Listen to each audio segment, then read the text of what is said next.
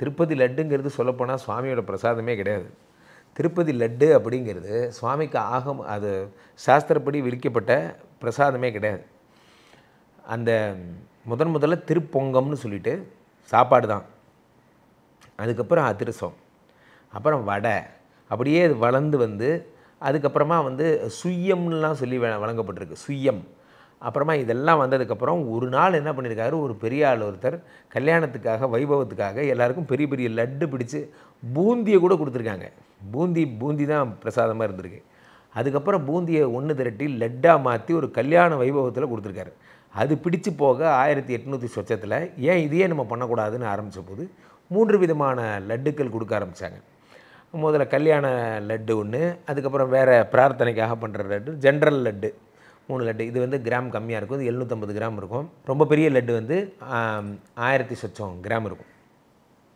So இப்படி லட்டு கொடுத்தாங்க. அதுக்கப்புறம் அது ஒரு ப்ரொசீஜர் ஆகிடுச்சு. இதுக்கப்புறம் வந்து ஓகே லட்டு கொடுக்குறது அப்படிங்கிறது ஒரு ப்ரொசீஜர் ஆகிடுச்சு. ஆனால் இந்த லட்டுக்கென்று தனி சிறப்பு வரலாறு அப்படின்லாம் ஒன்றும் கிடையாது. இவ்வளோ தான். நம்ம நல்லா இருந்தது வச்சுக்கிட்டோம். அது வேறு எந்த கோயிலும் கொடுக்காத மாதிரி 2008-09 காப்புரிமை வாங்கினாங்க. மற்றவங்களாம் யாரும் வந்து இது மாதிரி வந்து திருப்பதி லட்டு மாதிரியே வேறு லட்டு செய்யக்கூடாது அப்படிங்கிறதுல. இன்றைக்கி வரைக்கும் திருப்பதினா லட்டு அப்படிங்கிறது ஃபேமஸ் ஆகிடுச்சு. அவ்வளோதான். இது அப்படி பார்த்தா நீங்கள் வந்து பெருமாளுக்கு வந்து உகந்தது அப்படின்னு பார்த்தீங்கன்னா நிறைய விஷயங்கள் நம்ம சொல்லலாம். அம்பாளுக்கு உகந்ததுன்னா பால் பாயசம், இது நம்ம வந்து பாசிப்பருப்பு பாயசம், அந்த மாதிரி ஒவ்வொருத்தருக்கும் ஒவ்வொரு உகந்தது. பிள்ளையாருக்கு கொழுக்கட்டை, அந்த மாதிரி விஷ்ணுவுக்குன்னு பார்த்திங்கன்னா அவருக்கு நிறைய பிடிக்கும். நம்ம நைவேத்தியம் பண்ணும்போதே ஹோம மந்திரங்கள் லட்டுகம் மோதகம் இப்படி சொல்லி தான் போடுறோம். லட்டு தான் பிரதானப்படுத்துகிறோம். ஸோ திருப்பதி வந்து அந்த மொழிவாரியாக பிரிவதற்கு முன்பே இந்த லட்டை வந்து பிரசாதமாக கொடுக்கணுங்கிறது இருந்தது. ஒரே வரியில் முடிக்கிறேன். ஆலயத்திற்கென்று அவர்கள் சாந்தி பரிகார ஹோமங்கள் செய்துவிட்டார்கள். அதை குறித்து விமர்சனங்களோ பேட்டிகளோ கிண்டலோ செய்வதை தயவு செய்து நிறுத்தி கொள்ளுங்கள். இதை வன்மையாக சொல்லுகிறேன். ரெண்டாவது விஷயம் என்ன அப்படின்னா, உங்களுக்கு வந்து இந்த இண்டிவிஜுவல் பர்சன்ஸ் வீட்டில் விளக்கேற்றுறது உங்களுக்கு இஷ்டம் இருந்தால் ஏற்றுங்க, ஏற்றாட்டி போங்க. ஆனால் அதை கிண்டல் பண்ணாதீங்க. நமோ நாராயணான்னு சொன்னால் சரியாயிருமா? சரி, வேறு என்னன்னு சொன்னால் சரியாகும்? அதை நீங்கள் தான் எனக்கு சொல்லுங்கள், நான் கேட்டுக்கிறேன். இல்லை கோமியம் தெளித்தா சரியாகுமா? சரி, வேறு என்ன தெளித்தா சரியாகும்? நீங்கள் சொல்லுங்கள், நான் கேட்குறேன். அடுத்து கோயில்களில் சாந்தி பரிகார ஹோமம் பண்ணால் சரியாயிடுமா? வேறு என்ன செஞ்சால் சரியாகும்? நீங்கள் சொல்லுங்கள், நான் கேட்குறேன். ஸோ பெரியோர்கள் விதித்த வழிப்படி தான் நடக்கிறோம். அதுதான் சனாதனம். சனாதனம் சொல்வது என்னவோ அதை நாம் பின்பற்றுகிறோம். இங்கே சாந்தி பரிகார ஹோமம் பண்ணணும். இங்கே வீட்டில் மாலை போட்டு வந்தவங்க பெருமாளை வந்து சரியா வழிபடும்போது நீங்கள் கேசவா நாராயணா மாதவா என்று சொல்லி ஜலம் சுவாமிக்கு நைவேத்தியம் பண்ண சுத்த ஜலத்தை குடிக்கலாம். மற்றபடி பெருசாக ஒன்றும் நீங்கள் பண்ணணுன்னு அவசியமே இல்லை. இப்போ இந்த கோயிலில் என்னென்ன நாங்கள் பண்ணிகிட்டு இருக்காங்க, என்ன ஹோமம் பண்ணிக்கிட்டு இருக்காங்க கோயில் சாந்தி பரிகார ஹோமங்கள் பண்ணுறாங்க. பர் டே எவ்ரிடே நீங்கள் உங்கள் வீட்டில் நீங்கள் தம்பி சொல்கிற மாதிரி நீங்கள் மாலை போட்டு போய் இப்படி எனக்கு தீட்டு வந்துருச்சே அப்படின்னு நீங்கள் நினச்சிங்கன்னா நீங்கள் டெய்லி கேசவா நாராயணா கோவிந்தா மாதவா கோவிந்தா அந்த மாதிரி நீங்கள் வந்து சுவாமியோட பேர் சொல்லி தீர்த்தம் சாப்பிடலாம்.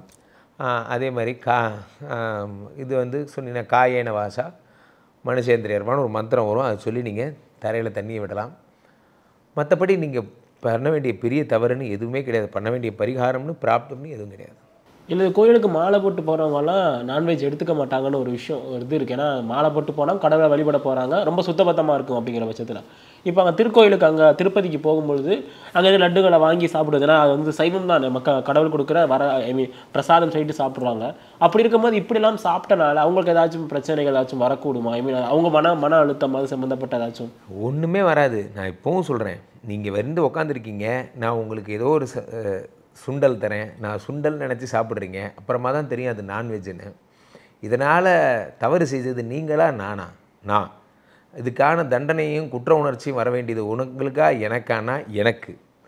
நீங்கள் மேபி கொஞ்சம் குற்ற உணர்வு கொள்ளலாம், போய் இவன் வீட்டுக்கு போய் போன பாரு அப்படின்னு நினச்சி வேணால் நீங்கள் நினைக்கலாமே தவிர, அப்போ நான் என்ன சொல்ல வரேன்னா, நீங்கள் இதில் குற்ற உணர்ச்சியாக நினைக்கிறதுக்கு ஒன்றுமே கிடையாது.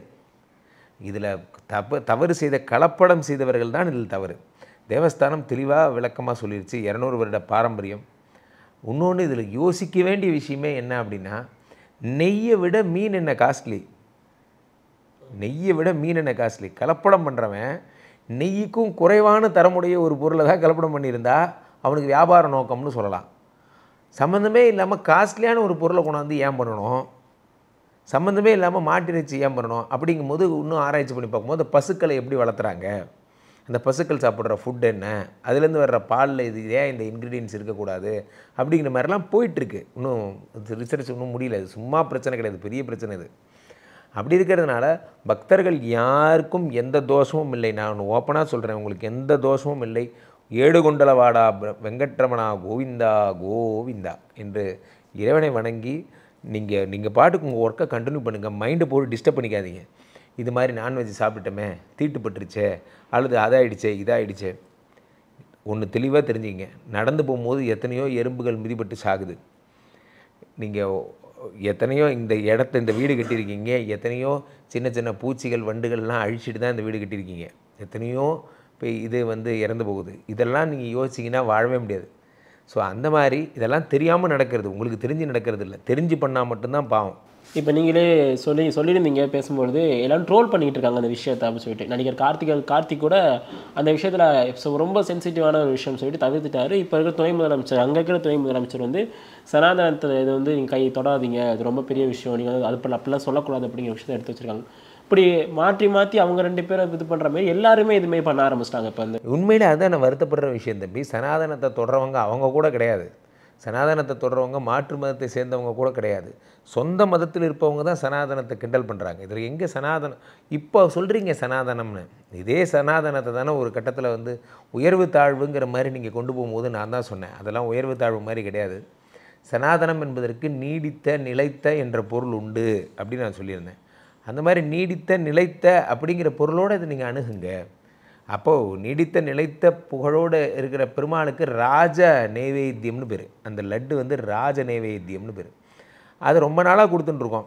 அது கொடுத்துட்டுருக்கப்போ அது ஒரு ப்ராப்ளம் வந்தால் அதை சால்வ் பண்ணுறது எப்படின்னு பெரியவா அங்கே ஹோமம் பண்ணுறா, அங்கே இதெல்லாம் பண்ணுறாங்க.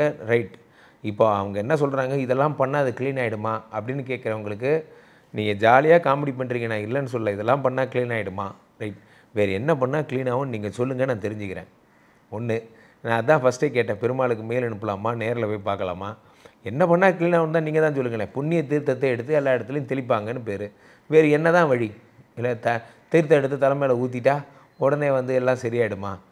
சரி ஆகலைன்னா அப்போ இது கோயிலுங்கிறது ஒரு பிரதானமான ஒரு இடம், அங்கே எல்லோரும் போய் சாமி கும்பிட்ற இடம். அந்த இடம் புனிதமாக இருக்கணுங்கிறதுக்காக இந்த மாதிரி ஆக்டிவிட்டீஸ் நம்ம பண்ணுறோம்.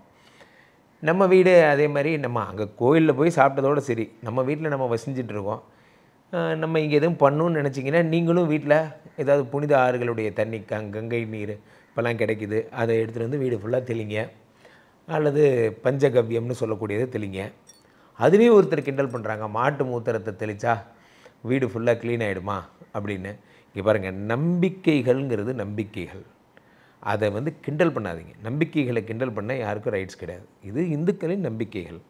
இதை மற்றவங்க பண்ணுறாங்களோ இல்லையோ, நீங்களே ரொம்ப நல்லா பண்ணுறீங்க. அதுதான் எனக்கு வருத்தமே.